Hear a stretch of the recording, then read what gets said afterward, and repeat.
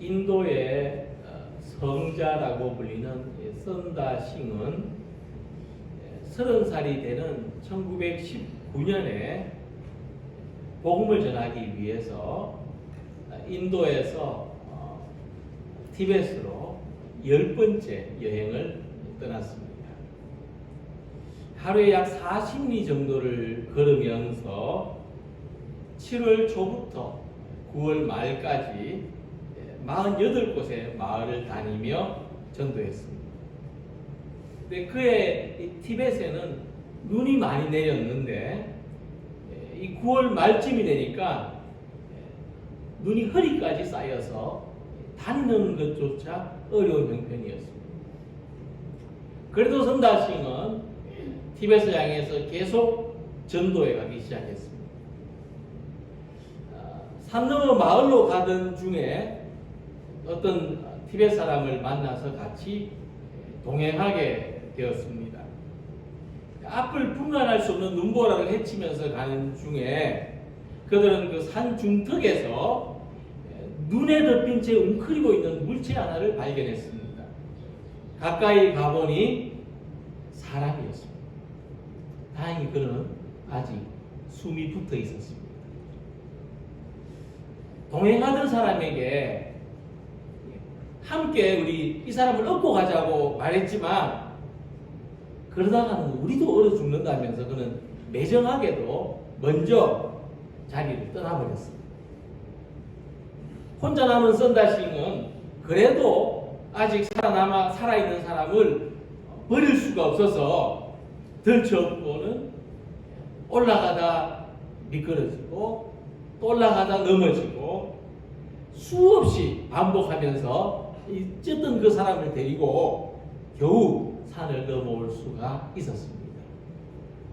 근데 그때 선다싱 앞에 또 하나의 이상한 물체가 나타났는데 바로 몇 시간 전에 자기만 살겠다고 먼저 가버린 그 사람이 길가에 쓰러져서 죽어 있었습니다. 생각해 보니까 이 선다싱은 자기 등에 업은 사람하고 서로 밀착한 그 열기로 인해서 살 수 있었는데 혼자 살겠다고 앞서가던 사람은 체온이 떨어져서 결국 목숨을 잃고 말았던 것입니다. 그 순간 선다싱은 예수님 말씀이 생각이 났다고 했습니다. 무릇 자기 목숨을 보존하고자 하는 자는 잃을 것이요 잃는 자는 살리로다. 혼자 가면 빨리 갈 수 있을지 모르지만 같이 가면 멀리 갈 수 있다는 것입니다. 함께 가자 우리 이 길을 셋이라면 더욱 좋고 둘이라도 함께 가자. 내가 넘어지면 내가 가서 일으켜주고 내가 넘어지면 내가 와서 일으켜주고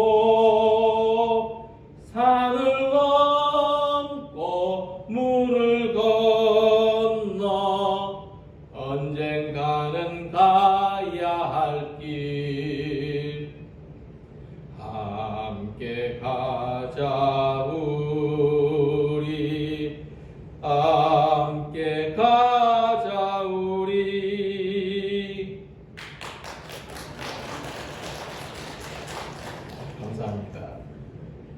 제가 18살 때 1985년도에 신학대학 입학했는데 그때 함께 기도하고 또 책을 읽고 밤이 새는 줄도 모르고 교회를 토론하고 세상을 염려하고 그러던 모임에서 즐겨 불렀던 노래입니다. 주제가인데 작사자도 모르고 작곡자도 모르고 악보조차 없는데 입에서 입으로 배웠습니다.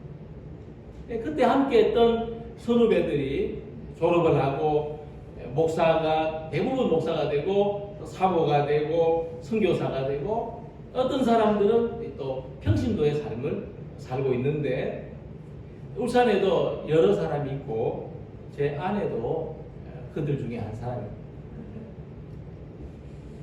뒤돌아보면은 20살도 되기 전에 만났던 사람들이 40년이 다 되도록 친밀한 관계를 나누고 연합하면서 지금도 여전히 함께 그 길을 걸어가고 있습니다.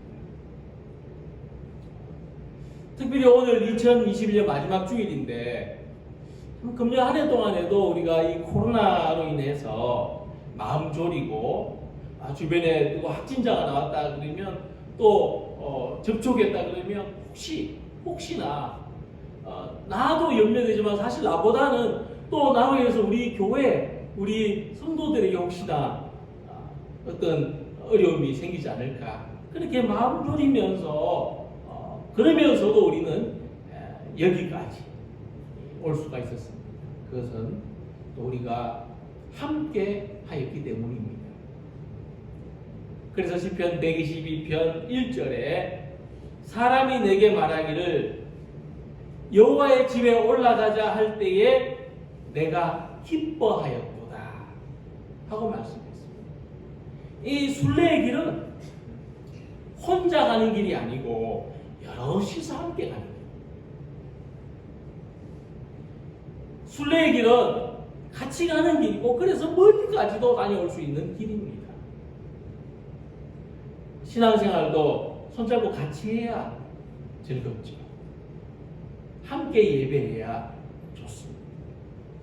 그래서 성도가 서로 연합하는 것은 영적인 삶을 살아가는데 대단히 유익합니다. 그래서 오늘 우리가 주신 말씀을 통해서 성도들이 서로 연합하여 함께하는 축복에 대해서 생각해 보면서 은혜를 나누고자 합니다.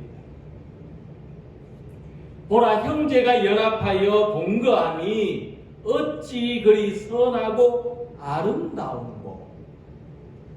1절에서는 이 성도가 연합하는 모습에 대한 감탄을 노래하고 있습니다. 감탄사입니다. 보라. 이 성전에 올라가는 이 노래는 이 절기를 맞아서 이 성전을 향하던 순례자들이 그 하나님을 예배하는 감격을 기대하면서 불렀던 노래입니다. 그래서 그 중에 15편이 시편에 수록되어 있는데 그들은 예루살렘을 향해서 이 순례의 길을 가는 동안 이제 또 하나님을 예배하기 위해서 오는 다른 성도들의 무리와 만나죠. 예전에 기도원에 철야기도 하러 갈 때에 한밤중에 막 산길 올라가다 보면 여기서도 올라오는 사람들이 있고 저기서 오는 사람들이 있고 또 기도원 앞에 가면 또 사람들이 뭐 언제 올라왔나 싶을 정도로 막 많이 모여 있는 그런 관계.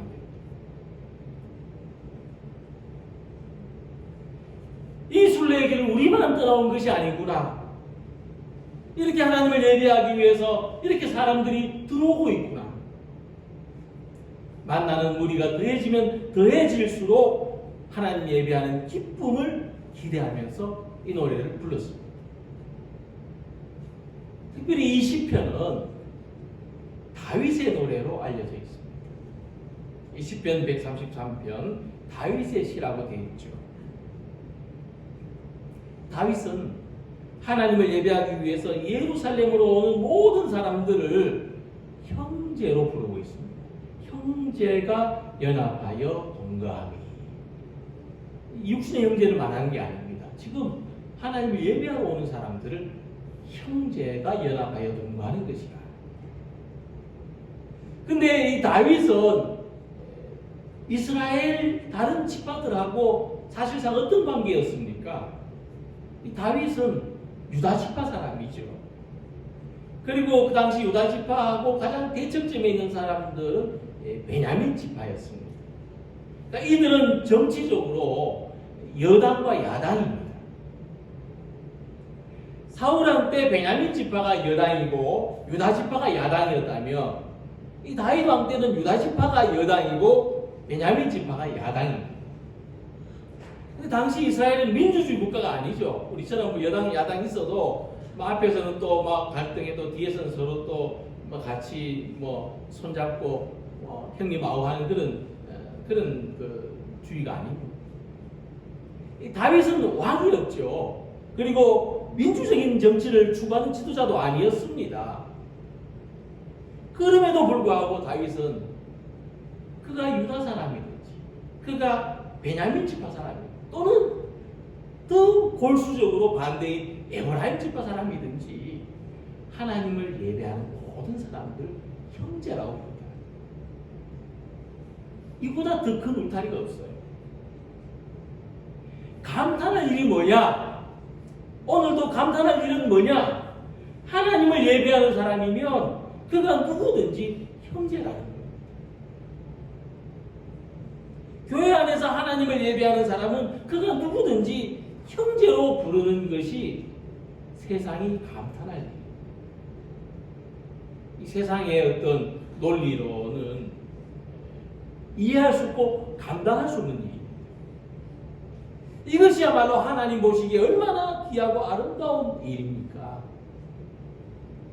그러므로 여러 가지 사회적인 문제들로 갈등이 많고 각자의 견해가 다른 이 시대에서 하나님을 믿는 사람들이 그래도 서로를 형제로 받아들이고 연합하는 일이야말로 얼마나 귀하고 아름다운가. 우리가 다시 이 교회가 제한된 숫자만 모여서 예배할 수 있게 됐습니다. 아까 어디 공무원 한 분이 나오셔서 점검을 하고 가신 것 같은데 주변에 이야기를 들어보면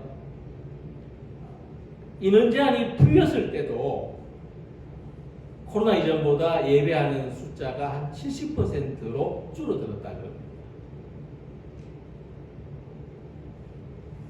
인원 제한을 받으면 이제 뭐 30%, 50%, 또 70%밖에 못 모이는데 실제로 모인 인원은 그보다 더 줄어들 거죠. 이런 상황을 생각해 보면 오늘 우리의 예배는 사실 감사한 일입니다. 그래서 우리가 더 방역 수칙을 잘 지키고 예배해야 됩니다. 그러니까 오늘과 같은 상황에서도 성도가 함께 모이는 것, 하나님을 함께 예배하는 것이 얼마나 소중하고 아름답고 복된 일인가 하는 것을 우리 모두가 경험하고 있습니다. 그래서 이 다윗의 감탄은 함께 모여서 예배하기 어려운 상황에서도 사회적인 분열과 갈등 속에서도 하나님의 성도들이 모이는 것을 봐라. 예배하기 위해서 성전으로 향하는 발걸음들을 봐라. 얼마나 선하고 아름다운가 하는 이 기쁨의 노래입니다. 다윗은 이 성도들의 연합을 동거라는 말로 표현했습니다. 이 동거라는 표현은 결혼식을 올리는 잔치 자리에 모든 사람이 함께 어울려 있는 것을 말합니다. 우리가 생각하는 동거하고 좀 다르죠. 같이 어울리는 것을 동거라 그렇게 표현했습니다. 이 모습이 참 보기 좋다. 하나님의 잔치 자리에 모든 식구들이 함께 모이는 것이 참 아름답다. 거듭 감탄하는 것입니다. 그러므로 우리는 이 아름다운 모습을 지켜가야 됩니다.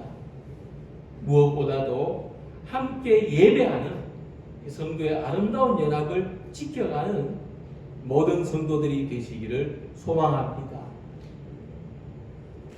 이어서 다윗은 이 형제의 연합을 아름다운 모습으로 노래합니다.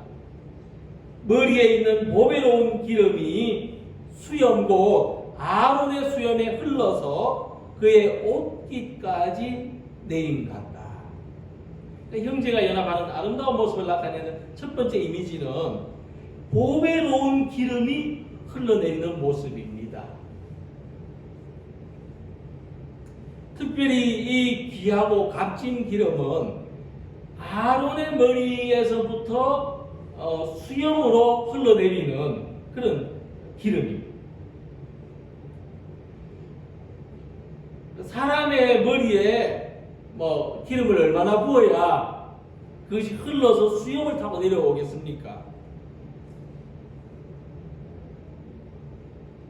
근데 이 기름은 뭐 식용유, 참기름, 뭐 들기름 이런 게 아니고 아주 귀한 기름입니다. 막달라 마리아가 옥합을 깨뜨려서 예수님 발에 부어들인 향유와 같다. 이 대제사장 아론에게, 대제사장에게 부었던 귀하고 향기로운 기름을 말하는 것입니다. 그래서 기름을 분다면 우리 정세에서는 좀 거리감이 있기 때문에 향수를 부었다 이렇게 생각해도 무방합니다. 향기 나는 기름, 향수를 부었다는 거죠. 출애굽기 30장을 보면은 하나님께서 이 모세를 통해서 아론의 머리에 기름을 부으라 하는 말씀이 있습니다. 근데 이때 모세에게 그냥 기름 아니고 고귀한 향유를 만들라고 하셨습니다.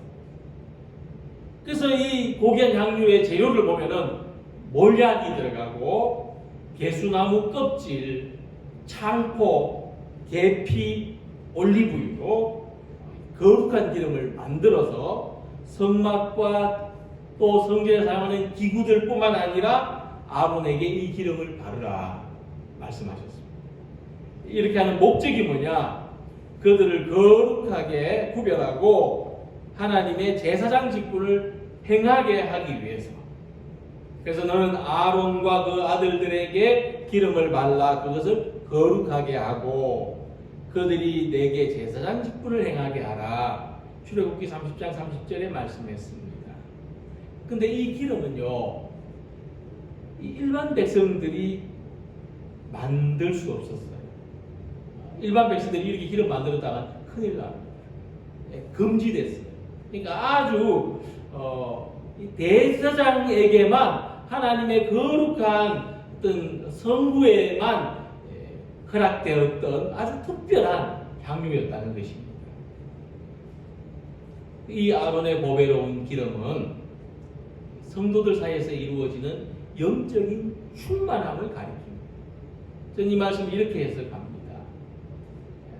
아론의 보배로운 기름이 흐른다는 것은 우리 성도들의 연합에서 영적인 충만함이 있다는 것입니다. 다른 데서는 얻을 수 없어, 구할 수 없습니다. 또한 우리 성도들한테는 영적으로 충만해지는 것만큼 보배로운 것이 없습니다. 우리가 누리는 이 영적인 충만함은 성도의 연합에서 이루어지는 것이고 우리의 대제사장이신 예수님을 통해서 우리가 하나님을 예배할 때 이것을 경험할 수가 있습니다. 보배로운 기름 부음 받음, 기름의 부음 받음을 경험할 수가 있는 것입니다. 그래서 이 성도들의 연합이 선하고 아름다운 이유는 우리가 뭐 혈연 관계라든지 뭐 학연이나 지연의 관계가 되어서가 아닙니다. 우리가 오랫동안 봐왔고 많은 경험을 같이 했기 때문도 아닙니다. 그렇지 않아도 괜찮습니다. 오늘 처음 봐서 처음 같이 예배를 드려도 됩니다. 성도들의 연합, 우리가 서로를 형제로 여기는 것, 하나님의 자녀, 하나님의 백성으로 함께 예배를 드리는 것에서 영적인 충만함이 있습니다. 이 충만함은 우리가 서로 보고 싶어하는 관계일 때, 또 우리가 가정에서나 교회에서나 하나님을 예배하려는 간절한 마음이 있을 때 이 영적인 충만함이 있습니다. 그래서 우리는 하나님을 예배하는 관계로 만났습니다. 매주일마다 교회를 찾아와서 우리는 예배를 드리기도 하고 또 어떨 때는 쉬기도 하지만 그럼 내 자유와 내 의지에 따라서 하지만 내가 없으면 지금 내가 앉은 자리는 비어 있을 것이고 이 공동체에서 우리가 함께 예배하지 않으면 이 예배가 온전해질 수 없는 것입니다.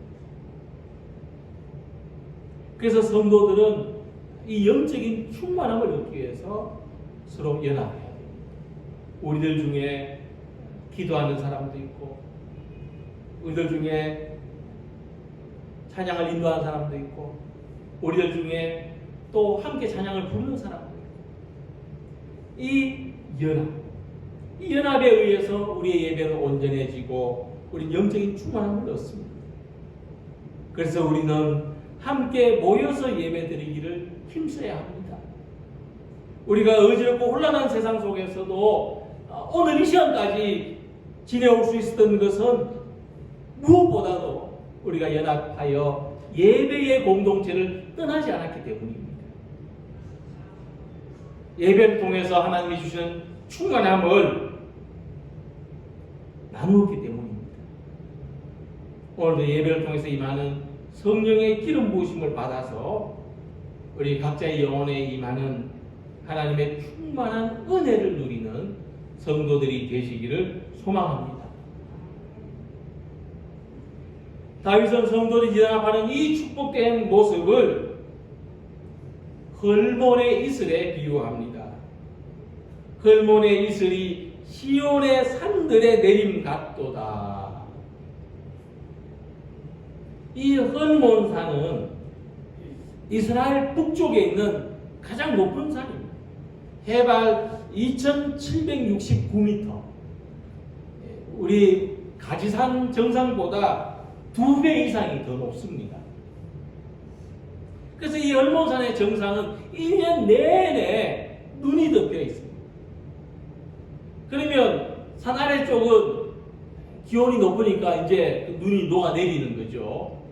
밑에서부터 눈이 계속 녹아내려서 여기서 물이 계속 흘러나와가지고 이 물이 갈릴리 호수를 채웁니다. 놀랍죠? 갈릴리 호수가 얼마나 크고 넓습니까? 그 물이 갈릴리 호수를 채웁니다.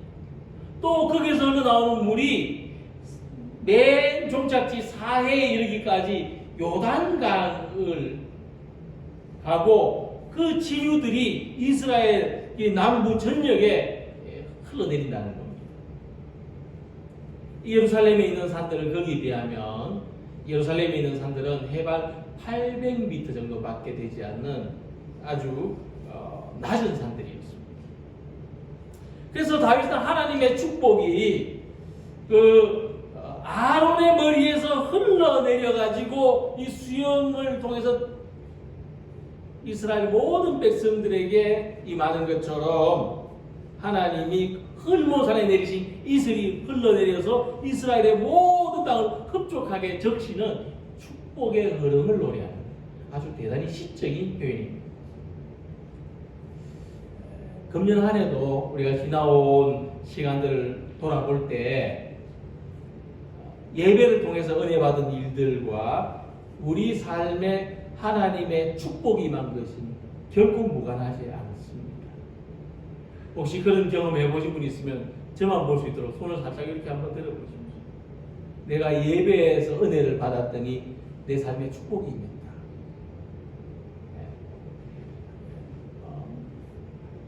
많은 분들이 그렇다고 말씀해 주셨습니다. 저밖에 모릅니다. 그렇습니다. 우리의 삶에 예배를 통해서 은혜를 받으면 우리의 실제적인 삶에도 하나님의 축복이 임합니다. 우리가 연결을 못 지어서 그런데 예배를 통해서 은혜 받으면 당장 돌아가면서 부부 사이 얼굴이 밝아져요. 교회 오기 전에는 다툴 수도 있고 또 근심거리도 있고 문제도 있을 수 있었는데 은혜를 받고 나면 돌아가면서 서로 얼굴에 바라보는 기쁨이 있습니다. 저도 말씀을 전하면서 은혜를 받고 나면은 집에 가서 막 얼굴에 웃음이 이렇게 막 미소가 비치고 그렇습니다. 예배를 통해서 은혜를 받으면 내가 그동안 오랫동안 고민하던 문제들의 해법이 생깁니다. 인간관계를 풀어낼 수 있는 능력이 생깁니다. 내가 먼저 잘못한 것도 없으면서 내가 잘못했다고 사과할 수 있습니다. 내가 먼저 가진 것도 없으면서 나눠줄 수 있습니다. 예배의 은혜가 우리 삶의 축복과 밀접하게 연결됩니다. 나도 모르게 모든 일들이 잘 되고 있다는 것을 느낄 수 있고 경험할 수가 있습니다. 그래서 성도들이 연합하여 하나님을 예배하는 것은 축복의 발원지입니다. 여기서부터 하나님의 복이 흘러 우리의 삶에 스며듭니다. 사도 바울 로마서 8장 32절에서 하나님은 우리들에게 영적인 복만 주시는 것이 아니라고 말씀합니다. 자기 아들을 아끼지 아니하시고 우리 모든 사람을 위하여 내주시니까 어찌 그 아들과 함께 모든 것을 우리에게 주시지 아니하겠느냐. 모든 사람에게 자기 아들을 아끼지 않고 주신 하나님, 그 아들을 통해서 우리에게 영적인 축복이 흘러넘치게 하신 하나님, 그 하나님께서 구하기 전에 무엇이 있어야 할지 아시고 구하는 사람에게 흔히 주시고 후하게 주시고 누르고 흔들어 넘치도록 주시는 것입니다. 이스라엘 백성이 함께 모여서 누리는 연합의 기쁨, 바로 우리들이 누리는 연합의 기쁨은 하나님과 연합해서 누리는 축복입니다. 그래서 다윗은 여호와께서 복의 근원 되심을 노래했습니다. 거기서 여호와께서 복을 명령하셨나니 곧 영생이로다. 하나님이 우리에게 주는 복을 더듬어서 올라가면은 영생입니다. 영생으로부터 모든 복이 임하더라. 그래서 이 영원한 생명은 삶의 길이에 있는 것이 아니고 삶의 질에 있습니다. 형통한 삶, 여호와께서 인정하시는 삶, 여호와께서 우리가 하던 모든 게 동행하시는 삶이 영생인 겁니다. 그러므로 신약에서도 하나님과 함께하는 삶은 영생이요, 하나님을 거부한 삶은 사망이라고 말씀합니다. 아들이 있는 자에게는 생명이 있고 하나님의 아들이 없는 자에게는 생명이 없느니라. 오늘 우리 삶에 흘몬에 내리는 이슬과 같은 하나님의 축복은 예수 그리스도, 우리 주님 안에 있는 영생입니다. 여기에서부터 우리의 삶의 모든 풍성한 것이 임하는 줄로 믿습니다.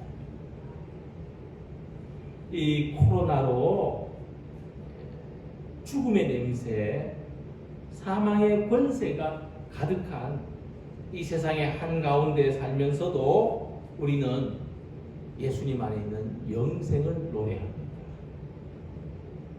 얼마나 놀랍습니까? 이 생명은 성도가 연합하여 하나님을 예배하는 우리의 삶 속에 임하는 것이고, 우리가 함께 모여서 예배하면 예배할수록 영생에 대한 우리의 소망은 더욱 강력해집니다. 하나님을 믿는 사람들의 공동체가 서로를 형제, 자매로 받아들이는 것은 세상이 놀라고 감탄할 일입니다. 우리들은 이 예배와 이 성도의 연합이 우리 삶 속에서 지속적으로 이루어지기를 소망합니다. 다가오는 새해, 그 다음에도 우리는 우리끼리 연합해서, 성도들이 연합해서 하나님을 예배하는 기쁨을 계속해서 누릴 것입니다. 그러므로 우리는 서로 만날 때 그때마다 힘이 되고 용기를 주는 관계가 되어야 합니다. 서로 얼굴을 다시 보고 싶어하는 마음, 서로 축복을 간절히 기원하는 마음, 공동체의 성장을 갈망하는 마음으로 축복의 강물이 우리 사이에 흘러 넘치는 성도의 아름다운 연합을 이어가시기를, 우리 모두가 되시기를 주님의 이름으로 기원합니다. 기도드리겠습니다.